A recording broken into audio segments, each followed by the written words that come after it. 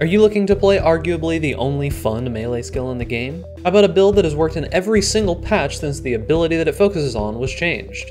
This is IMPALE CYCLONE.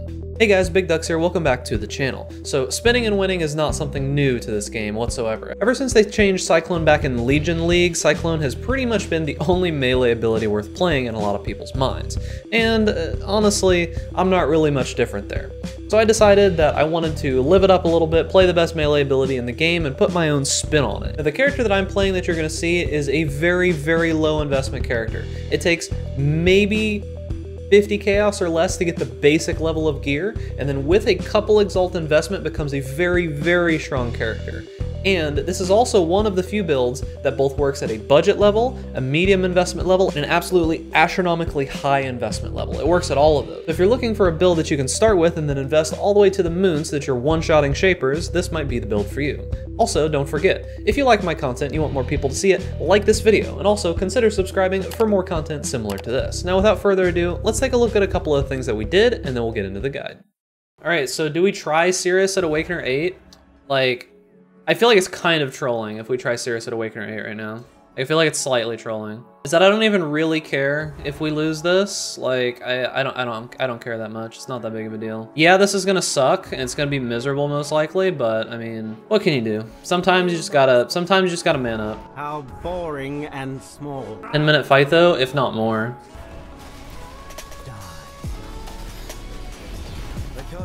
Oh, come on, that many of those hit me? He's on the stairs. We're gonna have to wait. We're gonna have to wait for him to move back. I'm not gonna fight him on the stairs. Time to die, boys. You ready? It didn't seem like dash worked there, by the way. That one-shots me? Am I actually gonna have to do that mechanic? Leap slam works. What? Have I just been lied to my entire life? Come on, dude. You're pretty much dead.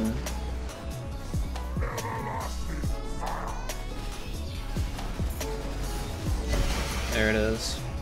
A glorious plate. That wasn't even that hard.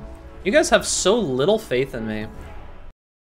Alright guys, so this character is Blade Vortex is better. Now, memes aside, this build actually did perform quite a lot better than I thought it would, but I just kind of gave it a meme name because we just played Blade Vortex right before this. So, this is an Impale champion. So the whole idea behind an Impale champion is the fact that they've got this node right here, Master of Metal. This is what makes them better at Impale than pretty much anybody else.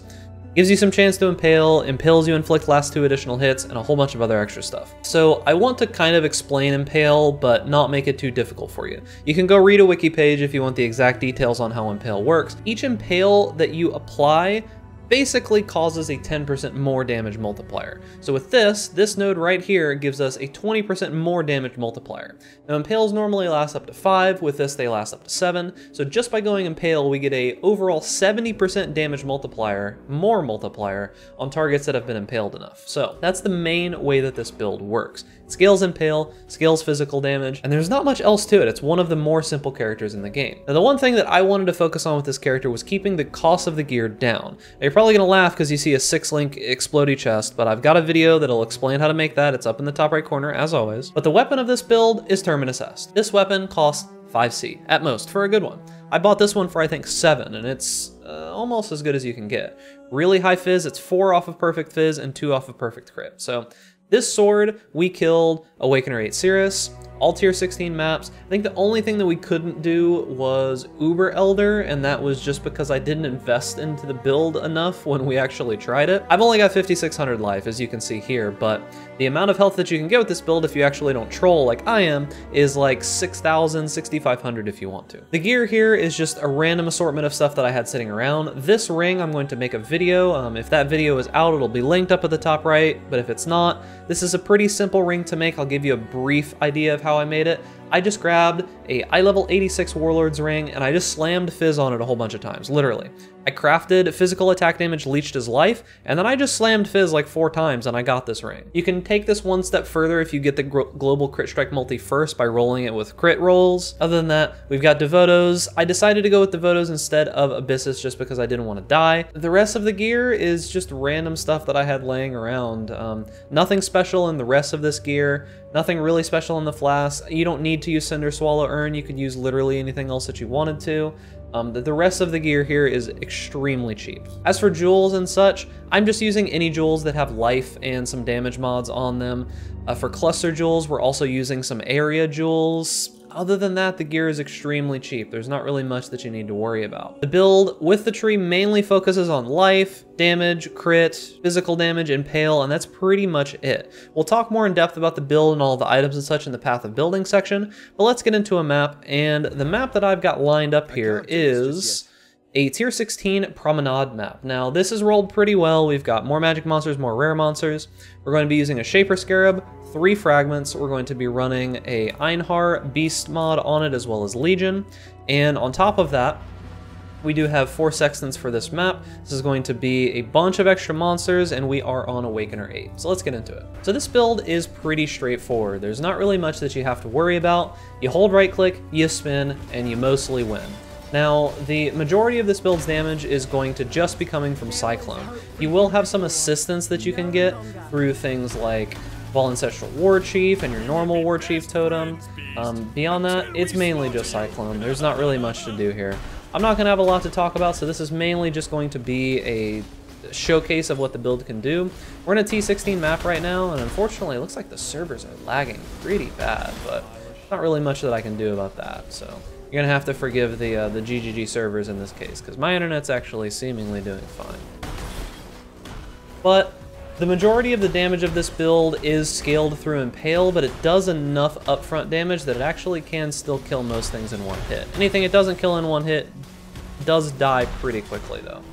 The one weak point that I would say about the build is probably going to be single target if we're talking about very, very high-end stuff. I think that the clear of the build is absolutely fine, but when it comes to actual super high-end single target, it does take a little bit, and investment does help with that. I would say one of the build's strengths is just the fact that you can clear most of the game with absolutely no gear whatsoever. So, for example, you'll see here, this is a Beast mod. It only took about 5 seconds to kill in a super well-rolled T16 map, so it's not too bad, but let's take a look at a Legion Stone and see how this goes. So one of the main things that people don't like about Cyclone builds nowadays is typically the AoE problem. And while I do still think that Cyclone has an AoE problem, if you really want to invest in a much larger AoE and much higher movement speed, you can get some pretty good clear out of it. But I personally didn't feel like spending all of the money needed, and that is a huge boy. Please no. Oh. Damn, dude. Alright, anyways, so we got a bunch of crazy monsters there, but you saw, just because of the mobility of Cyclone, we were actually able to stay away from most of the enemies and stay alive with pretty much no problem. One of the biggest draws for Cyclone is the fact that skill expression is very, very high in this skill, right? It may seem like, oh yeah, you're playing Cyclone, so you just spin to win and it's really super easy. But the thing about it is that the better you become at the ability and moving around and dodging things, the better you're going to actually be at playing Cyclone. You can dodge enemy attacks like they're nothing with this ability. And that's the main reason why, for pretty much the entirety of Path of Exile's history, that Cyclone has been the melee boss killing ability, just because it makes it so easy to actually dodge bosses' abilities. You don't really have to worry about taking them to the face anymore. Whereas on a ranged ability, you're just going to be able to stay away from the boss and not have to worry about it. With any other melee ability, you can't really do your damage and move, besides maybe Blade Vortex, but even that you have to stop to cast. With this one, you just kind of spin. There's not really much to talk about. So we're up to the boss now, and you can see the damage is not too great, but if we pop our totems down and we do a little bit of slapping, we get stopped by Shaper, unfortunately. I forgot that this was even a thing. It's been so long since they've done it. I thought that we lagged there for a second, but you're going to see the damage is somewhat acceptable, right? It's not the best, but this is a very, very high tier, high investment map, so keep that in mind. But that's pretty much it for the gameplay. There's not much else to talk about when it comes to Cyclone. Honestly, this ability is just really simple, really fun. There's not much to talk about with it. We'll go more in depth on all of the specifics of this build in the Path of Building section, so let's get into that. Alright boys, so here in Path of Building, we're going to talk about the build itself, but I want to go over a couple of things first. As always, with my builds, there is an entire section of notes that tells you pretty much everything you need to know beyond what you're seeing in this video. I spend a lot of time on these Path of Buildings. There's full trees, you can see all of the different trees here, leveling trees are included. I have some leveling suggested skills, all the skills that I use, multiple gear sets. This expensive gear is just the insanely expensive stuff, don't worry too much about that. This is the gear that I used. I explain all of the configurations and why you should choose the things that you choose in here down at the bottom of the notes. Read through these guys, there's a ton of stuff in here that can help you out. Now one thing I want to talk about with Cyclone that will be helpful, I don't even know where to find it in here because there's honestly so much stuff in here, it's this little section right here for radius. Cyclone is really determined by the radius of your ability, how large that is and how the build feels is basically directly related to how big your radius is. So keep an eye on this, it'll show you how much AoE you need to hit the next useful breakpoint. You can use this to determine how much area effect you actually want to put into your build. But let's start out with the leveling trees. So with the very first leveling tree, our main goal is to go and grab Call to Arms and Resolute Technique. We path out through attack speed, we grab some life, we grab these two super useful nodes, Master of the Arena and Art of the Gladiator. We move down here, we grab Call to Arms, we come up to here, grab some sword nodes as well as Resolute Technique, and then we fill in a little bit of life as well as a little bit of melee damage. Now, at this point you can grab your first Ascendancy point, and that first Ascendancy point is going to be Master of Metal. As I spoke a little bit about this previously, it gives us some additional chance to impale. It also makes your impale last a few additional hits. It makes your impale give you more armor, and it also makes it so that you do additional damage per impale on the enemy. This is just a ton of damage that it gives to the build. Absolutely critical for it. So moving on to the next leveling tree, we pick up a few more nodes. We're mainly going to be picking up some impale chance here, so a little bit of extra life, as well as moving over into the bottom right of the tree, setting us up for some nodes that we're going to take later. We're going to grab Blade Dancer. This gives us some more melee strike range as well as some attack damage. Grab a little bit of life here. That's the majority of what we do in the next few levels. The next skill point that we're going to take on the Ascendancy tree is going to be Unstoppable Hero. At around this point, you're going to be in your mid-50s, and you're going to be slotting in Fortify into your main link.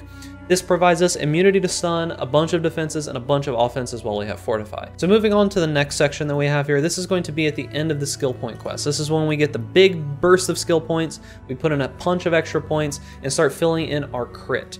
Now, this build initially is going to stay with Resolute Technique all the way until about you hit the end of the campaign. Then we're going to transition into crit. There's a ton of useful melee crit nodes that you can get. There's this whole section right here, which gives crit and crit multi. There's this section down here, which gives crit and crit multi, as well as these two-hand nodes, which give crit and crit multi as well. So we also pick up these Fortify Effectiveness nodes. These are super strong, don't overlook these. They're actually really, really good. Other than that, we grab these Accuracy and Crit nodes here. This is mainly for the attack speed, crit, and the stats on it. It's not really so much for the accuracy, because you'll see why that we don't worry about accuracy later. We fill in some life, some jewels, a bunch of life up here, and that's pretty much it for this section. Now the third point that we're going to get on our Ascendancy is going to be Conqueror. Now Conqueror itself is not too useful, but it does enable our next point, which we'll talk about here in a moment. This gives us 100% chance to taunt on hit, take some reduced damage if we've taunted recently, and gives us some life regen. It also helps us tank for other players if we're playing in a party, and makes them take less damage. Now let's talk about our endgame tree. So in our endgame tree, this is where we pick up quite a few extra things. Now the main focus of the endgame tree is really going to be on scaling AoE. Now the main things that we're going to be scaling AoE with are going to be Brinksmanship as well as Cluster Jewels. Now these Cluster Jewels are just a random set of medium area damage Cluster Jewels. Now you can get pretty much whatever you like, but this is the one that I was able to roll. I just used the Harvest Garden to roll these. If you're in the future and it isn't in Harvest League, you probably will have a way to roll a halfway decent jewel at that point. I have no idea how to tell the future, so unfortunately I can't really do anything for you there. Get some AoE in your Cluster Jewels, fill in some other random jewels that have life and some damage on them in the jewel slots from there. We also filled in a little bit more life, filled in some life here, picked up a couple extra little crit nodes on the side, and beyond that, nothing really too special. We're just maximizing AoE. And now this is a very important point. Worthy Foe is huge. This allows us to not have to worry about accuracy rating at all, because as I said before, this gives us a 100% chance to taunt on hit, and then this says enemies taunted by you cannot evade attacks, and enemies taunted by you take 20% increased damage. That's actually a more multiplier. When something says take increased damage, it works as a completely separate modifier. As long as you don't have anything else that says enemies take increased damage, it's considered similar to a more multiplier. You'll see that this node right here gives us 820,000 DPS. This is a combination of the 20% increased damage taken, as well as the cannot evade attacks. You can get this earlier if you want to. The problem is that you have to get this Conqueror node before, and Master of Metal and Unstoppable Hero are both really, really solid early on. This is a ton of damage, and this gives you stun immunity, which is huge, so I do get this one last. Keep in mind though, if you absolutely are not going to be doing Uber Lab, or you can't do Uber Lab, you should be able to do Uber Lab with this build. It's pretty solid for that. I would drop Unstoppable Hero for Worthy Foe. This is much more important than being stun immune, in my opinion, because without this, you're going to probably have to say Resolute Technique and you're not going to be able to go crit. You could do either or, but that's my opinion on it. The last thing that I want to talk about with the tree is this 100 level tree. So there are a few changes that I made here that I don't actually even use in my own personal version. I just didn't want to invest into it. But this jewel that you can get up here is a Glorious Vanity in the name of Jibakwa. So I used this before, if you remember watching my Bleed Bow Gladiator build, but what this does is it causes 50% of all elemental damage taken to be taken as chaos damage, and it gives you more maximum chaos resistance. This is a huge amount of DR for elemental damage and can make your build feel way more tanky. Previously, I would put this jewel down here in some fashion, but with how they've changed the skill tree, the only point that I can really find to put it in is going to be in this spot here with using the Agnostic for the Divine Flesh Keystone. Now this may or may not affect this node right here. I know it's going to affect this one, but you don't really have a point in choosing this. If it does affect this node as well and it doesn't end up being good, just unslot the point. Not too big of a deal. Just make sure that you get the jewel as well as the Agnostic. This is going to make you a lot tankier for elemental damage. Highly suggested, but it is a little bit expensive. The last time I checked, this jewel was like an Exalt-ish, somewhere around there, but it is well worth it. Keep that in mind. Now that we've talked about the skill tree, let's talk about the skills themselves. Now when leveling, you can do one of a few things. I personally leveled with Smite, and I thought it felt fine all the way up to being a Cyclone character. But you can use any of these abilities that you want. You can use anything that you want. It doesn't matter. Just grab some random stuff. One tip that I'm going to give you for leveling an attack character is use a Thief's Torment Ring as soon as you hit level 30. It's going to solve all of your mana and life problems, guaranteed. It's also really, really good for wand builds. Wand builds can basically be carried by that item. Cyclone is the main link of this build. Cyclone, it is actually worthwhile to get this up to level 21, by the way, because it's going to increase your AoE radius by a decent amount. When you get this up to level 21, it gives you an additional stage of channeling. So when you get to the next stage of channeling that you get here, you'll see that it gives you maximum 7 stages now instead of 6. It gives you +1 radius. So that's going to be huge for your AoE radius here. You'll see it says here Awakened Gems are not needed. These 2 Awakened Gems are actually really, really powerful, specifically Awakened melee physical damage. Now, if you haven't messed around with the Awakened Gems, you don't need these. You can just use a standard melee phys damage and a standard brutality. But what this actually does is it gives a 10% chance to intimidate enemies for 4 seconds on hit. You don't know what intimidate means. That means that enemies intimidated take 10% increased attack damage. That's what Awakened melee phys gives with quality. Awakened Brutality with quality allows you to overwhelm physical damage reduction. Now we have quite a bit of overwhelm physical damage reduction, so something that you'll notice is that our Cirrus and like boss DPS is pretty close to our normal DPS. It's not that huge of a jump because we actually ignore a lot of the boss's armor with overwhelm. We only went from 3.7 to 4.4. That's really not that big of a jump. Actually, we're at 3.9, excuse me. We only went up like 500,000 DPS, I think, versus Cirrus versus a normal mob. So we actually do most of our damage to bosses, which is pretty good. The overwhelm physical damage reduction that we get from that and some other places really does help that. Impale, this is basically the gem that makes the build work. It gives us 40% chance to impale, gives us a bunch of increased impale effect, allows us to overwhelm physical damage reduction like I said before, and it causes skills to do more physical damage. Really, really good gem, required for the build. Infused Channeling is also really good. This is one of the better damage type gems for Cyclone just in general. It causes you to gain Infusion after channeling a skill for a little bit. Infusion gives you 10% more damage of whatever type matches the skill gem. So you get 10% more damage of all of the different types that the skill gem causes. So If you're using Cyclone, that's going to be more attack, more AoE, more channeling, more physical, more melee. You know, it's going to give you 10% more damage of those types. On top of that, it's also just giving you supported skills deal 39% more damage. Really good jewel. Don't look down on it. And then last but not least is Fortify. So if you want to get Fortify in some other manner, meaning that you want to take the Fortify Ascendancy or you want to get it through a movement ability or something like that, by all means do that. You could put whatever you like in here. You could put just about anything. Close combat, concentrated effect, increased AoE if you really wanted to. Fortify is what I went with. It's an easy choice. You don't have to do anything. You're just always fortified while you're actually attacking things. Our movement skill is Leap Slam.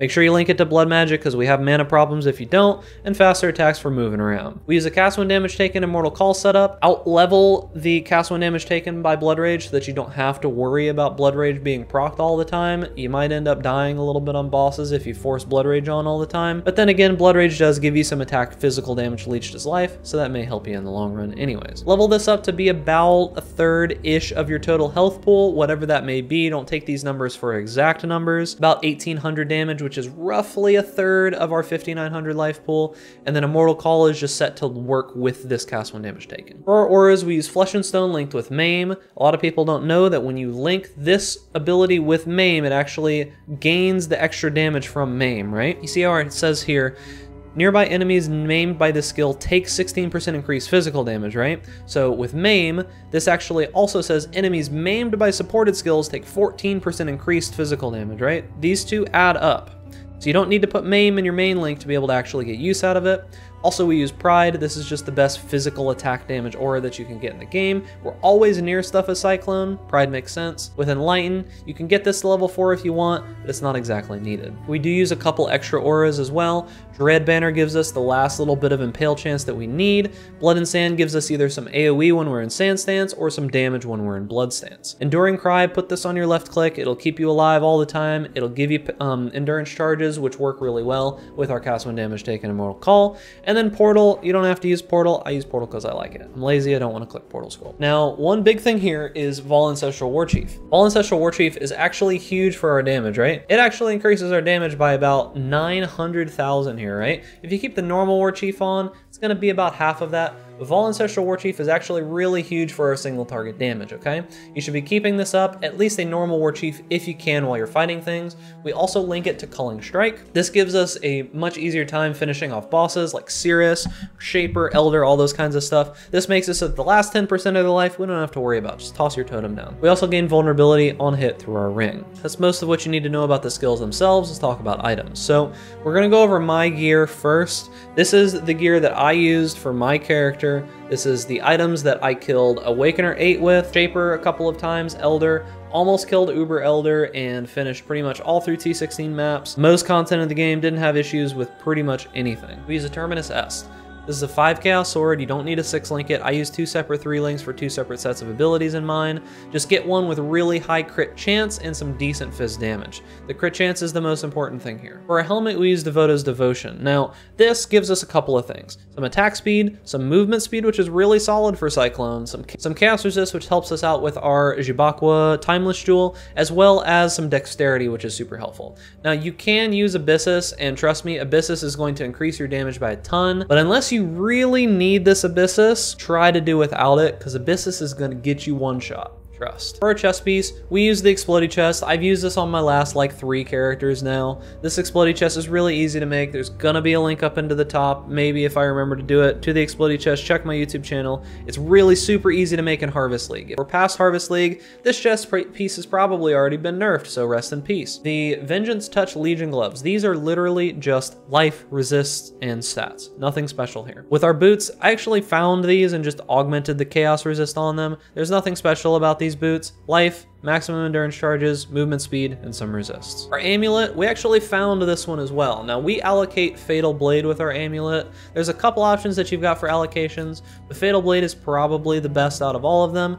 Ton of crit chance, ton of crit strike multiplier. We are a crit build after all, and this node is half of the reason to come over to this side of the tree, so why not go for it? So we anoint that on our amulet.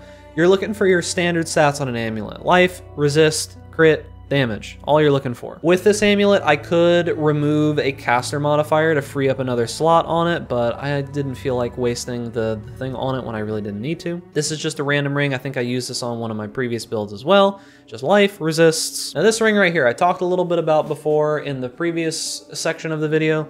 This ring is not as hard to make as it might seem. This might look super daunting, right? Like this might look super scary to someone being like, holy shit, dude, he's got like fucking crazy ass ring that has all these stats on it. I'm never gonna be able to craft that. Get a ring, either roll it with crit mods until you get the crit strike multiplier if you want that. If not, get a ring with some resist and make it a warlord ring, and then just slam fizz on it a bunch of times. Craft physical attack damage leached as life, and then just slam fizz on it a bunch of times. You'll get all this stuff. Really not as hard as it might seem. This isn't even a great one. I just slammed fizz a bunch of time and just dealt with it. Belt. This is some random trash, life, resists, that's it. For our flasks, we use a pretty standard assortment of flasks. We're looking to get curse immunity, freeze and chill immunity, bleed immunity, and just some damage out of our flask. We use a Cinder Swallow urn.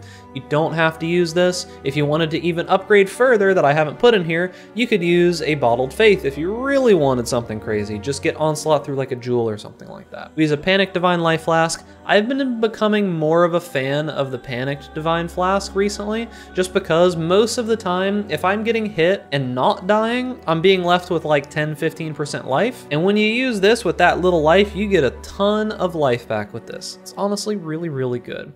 Lion's Roar, do not underestimate this flask for this build. One of the biggest things about Lion's Roar is that it gives you knockback to melee attacks during flask effect. This allows you to like drag enemies with you while you're cycloning. Last is a Diamond Flask. We're a crit build. Diamond Flasks are amazing. Look at this. It increases our effective crit chance from 60 to 84. That's huge. As for our jewels, we kind of talked about this a little bit. We talked about our cluster jewel, but we'll go over it a little bit more in depth. The AoE cluster jewel just has a bunch of great AoE nodes in it. These ones aren't even the best. They're just the ones that I managed to roll. For a cluster jewel, you're really just looking to get some good area nodes, some good crit if you can. And then in our small cluster jewel slot, you can put a life jewel here if you want to and just spend an extra point doing that.